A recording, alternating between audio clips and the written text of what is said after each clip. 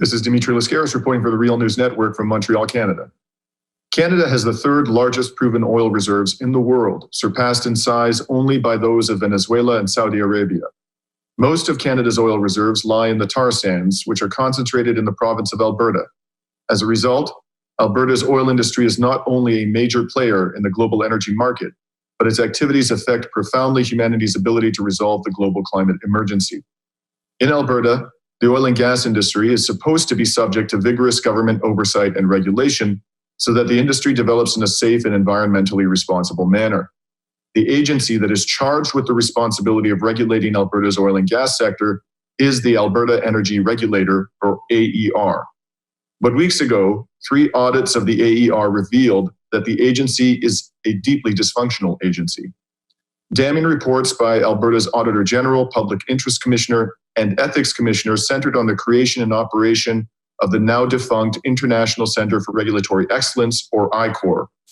According to the audits, the AER wrongfully used its resources to establish ICOR outside its mandate, while its former CEO, Jim Ellis, displayed, quote, reckless and willful disregard, close quote, for the proper management of public funds.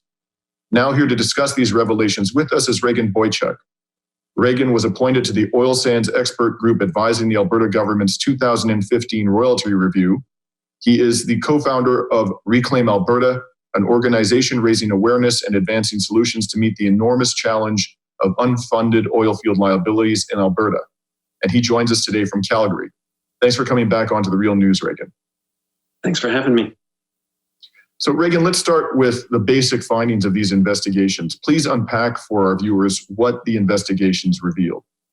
Well, it really was quite an unusual situation where 3 separate investigations took place. First by the Public Interest Commissioner, then the Auditor General, and then later the Ethics Commissioner.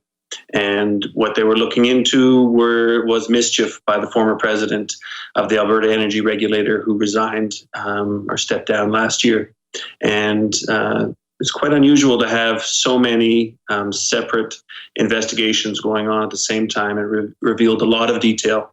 But the 3 reports boil down to a number of findings, specifically regarding to the Ellis affair. But I think they're quite emblematic of the regulator as a whole. And what these investigations found is, first of all, that the regulator fails to follow legislation, that it fails to follow its own policy, that there's insufficient supervision by the board. And the Auditor General also found that the AER operates under a culture of fear, where whistleblowers' protections were unclear and yet to be legislated, and underlings at the regulator are quite hesitant to speak up when the culture at the top from Ellis on down is reflected in the sort of shenanigans we saw with ICOR. Now, Jim Ellis, the former president, CEO of the AER and president of ICOR, former president, has of course resigned, but it does not appear that any further action will be taken against him, even though the AER has lost an estimated $2.3 million as a result of this misconduct. Do you believe that further action should be taken against Mr. Ellis? And if so, what should be done? Well, I mean, obviously, I don't think if I wasted millions of dollars of money that the government was responsible for, that I would expect to be pursued much more than Ellis has. He's living out of province, which protects him in a lot of ways, but he's been unreachable for months. And I think there's something to be said for making a more serious example of the repercussions of what he did. But I think there's also much bigger issues left in the regulator that he helped shape and set the culture for. And I think that's where the vast majority of our efforts should focus. And speaking of the culture of the organization, you could look at this in a narrow way and say, well, what this related to was undisclosed conflicts of interest. And now that the person's embroiled in those conflicts are no longer with the organization, we can expect or hope to have an agency in place that is truly fulfilling the legislative mandate for the organization. But one could take a broader view and say that these revelations reveal a regulatory culture that is fundamentally broken. And do you agree with that broader assessment? And if so, How does this implicate other aspects potentially of the agency's mission? For example, ensuring that there is adequate funding in place to clean up the mess left by the oil and gas industry in the province? Well, I think it's an entirely fair characterization of the AAR that it is a deeply troubled organization operating in all manner of flawed ways. That it's illustrated by Ellis's actions, but it's emblematic of the regulator. Not following legislation. Alberta has wonderful energy law. In countless instances, it's not followed by the regulator. The regulator has a set of policies which themselves contradict the legislation and guide industry to the quick approvals it desires. But the regulator doesn't even follow those policies. So the regulator is setting policies that are contrary to legislation, and the board isn't overseeing that properly. They aren't enforcing the legislation. They're ensuring the regulator is operating properly. And that culture of fear allows this sort of wrongdoing to carry on.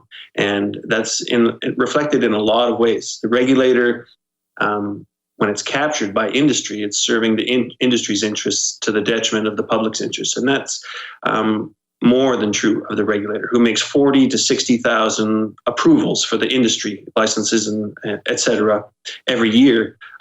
But every time a landowner or another stakeholder has an objection to any one of those approvals, there's supposed to be a review. There's supposed to be a hearing by the quasi-judicial hearing commissioners at the regulator. Those hearing commissioners at the AER only operate 3 to 5 hearings a year. 99.9% of the regulator's decisions have no review. Stakeholders and landowners don't have a chance to object. And that's the sort of culture and system that the regulator has established, and it was personified by Ellis. He's not the root of the problem.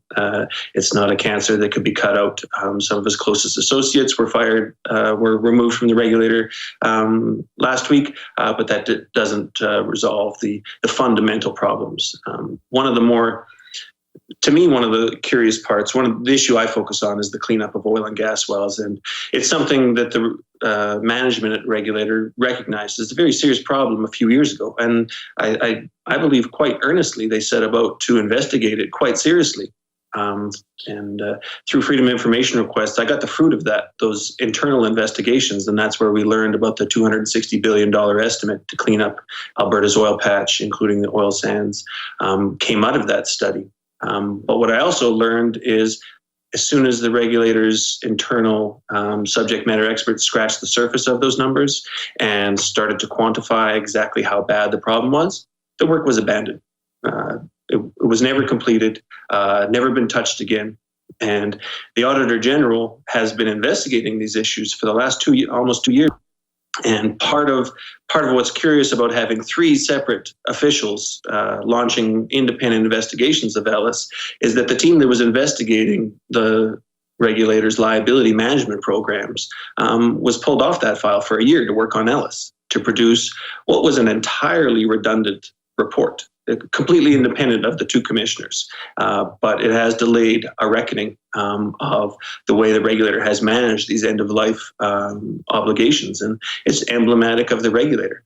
Industry would rather put money in his pocket than spend money cleaning up. And they're going to do that unless they have to do it. The regulator forces them to do otherwise. And the Ellis affair demonstrates the problematic culture and operations of the regulator that's in need of deep reforms in order for what remains of Alberta's carbon to be produced responsibly. If it's going to be done so, we need a quality regulator, and that's something Alberta just simply does not have today. Well, we've been speaking to Regan Boychuk of Reclaim Alberta about the results of 3 independent investigations into the Alberta Energy Regulator. Thank you very much for joining us today, Regan. Thanks for having me.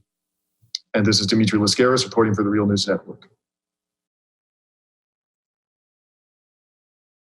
Hey y'all, my name is Tharna Noor and I'm a climate crisis reporter here at the Real News Network. This is a crucial moment for humanity and for the planet. So if you like what we do, please support us by subscribing at the link below. Thank you.